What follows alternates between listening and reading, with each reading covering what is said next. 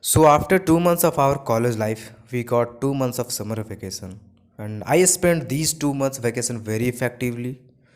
I spent some quality time with my family, read two books completely and three books incomplete, learned three skill, uploaded six videos on YouTube, learned freelancing, learned to use my 24 hours, and learned about how to learn.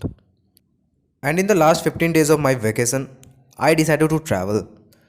But the very first thing that came to our mind when we think about traveling is money. But that wasn't a big deal for me because I'm a very rich guy. I have that much of amount of money that I cannot handle. No, I'm just kidding. Instead of money, I have the superpower of saving money. I save my money a lot. That's why I always have money to spend on my creative and productive expenses. So I decided the place, packed my bag, and boom.